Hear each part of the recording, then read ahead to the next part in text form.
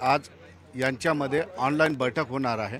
ही बैठक फार महत्त्वाची आहे, कारण या बैठकीच्या माध्यमातून आपण पहिल्यांदा बघणार आहोत की मराठा आरक्षणाचे प्रमुख आणि राज्याचे प्रमुख एकनाथ शिंदे हे थेट बोलणार आहेत, मध्ये कुणीही नसणार आहे आणि दोघे एकमेकांशी संवाद साधणार आहे। निश्चितपणे 23 तारखेला मनोज जरांगे पाटलांनी मुंबई आंदोलनाची घोषणा केल्यानंतर कसल्याही पद्धतीचा संवाद मनोज जरांगे पाटील आणि सरकारमध्ये झाला नव्हता आणि राज्य सरकारने सुद्धा आता या आंदोलनाच्या पार्श्वभूमीवर मॅरेथॉन बैठकांचं आयोजन केलेलं आहे। त्यातली आज पहिली बैठक आहे आणि थेट दोन प्रमुखांमध्ये ही बैठक असल्यामुळे निश्चितपणे याच्यातून काहीतरी तोडगा निघू शकतो, काहीतरी साधक बाधक यातून बोलणं तरी होऊ शकतो। मात्र याविषयी बोलण्यासाठी माझ्यासोबत मनोज जरांगे पाटील स्वतः आहेत। पाटील, सरकार आज तुमच्याशी किती दिवसानंतर बोलतंय? थेट बऱ्याच वेळेस बैठका झाल्या तिथं आपल्या पण, परंतु हे दुसऱ्या टप्प्यापासून बोलणं झालेलं नव्हतं असं प्रत्यक्ष। त्यामुळं मराठा आरक्षणाच्या संदर्भातली बैठक आहे महाराष्ट्रातल्या।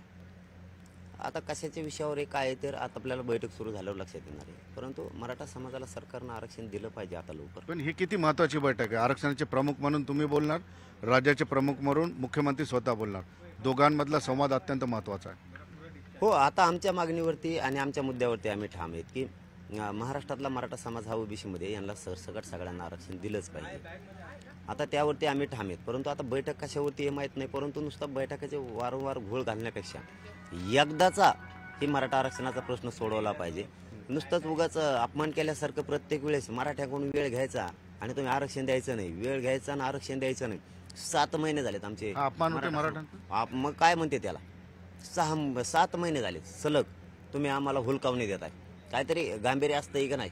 काय राज्य आहे, काय राज्याचे मंत्री आहेत, तुम्ही राज्याचं पालकत्व सगळ्यांनी स्वीकारलेलं आहे, 2 उपमुख्यमंत्री मुख्यमंत्र्यांना। तुमची जबाबदारी आहे। जनता किती दिवसापासून लढायला लागली, जनता किती दिवसापासून आक्रोश करते, हिला दिलं पाहिजे। यांच्या नोंदी सापडल्यात आणि तुम्ही त्याचं ऐकून आमचं वाटोळं करणार आणि तुम्हाला सोयीचं सोडणार आहे का? मग आम्ही आमच्या बी काही मर्यादा आहेत का नाही?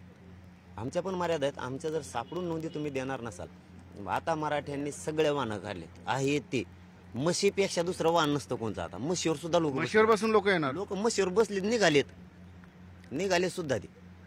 याच्यापेक्षा काय नसतं। आमच्या आधी मुंबई फुल होती का काय असं वाटायला लागलं, कारण हे बघा आता गटन तटन राजकारण फाजकारण काय नाही, मराठे बघायला लागले। आता मस्त मोठा गेलाय त्यांना, आता स्वतःचे पोरगच गट आहे त्यांचा। पाटील, तुम्ही म्हशी म्हटलात, हार्वेस्टर सुद्धा बुक केले, हार्वेस्टर मध्ये सुद्धा लोक बसून येणार? ते वाहनं नाही आहेत असं मला माहिती कमी पडतंय वाहन? हा, ते मला माहिती मिळाली, मी पक्का अधिकृत नाही सांगू शकत, पण उडत मिळालेली माहिती की कमी पडलं म्हणून त्या हार्वेस्टरच्या मागच्या बाजूत त्यांनी काहीतरी बनवलं की त्याच्यात 20 लोक बसू शकतात, झोपू शकतात, असं काहीतरी ऐकलंय मी ते। आणि वर बी ते काहीतरी असतंय त्याच्यावरती 1-10 झोपू शकतात, असं काहीतरी केलंय त्यांनी, असं मला ऐकायला माहिती। म्हणजे कुणी थांबायला तयार नाही, थांबणारच नाही। रिक्षाच्या मागचे सीटं काढून टाकलेत आणि त्याच्यामध्ये त्याला सपाट केलंय लोकांनी, मागं 4-5 का होणं झोपणार त्या रिक्षात।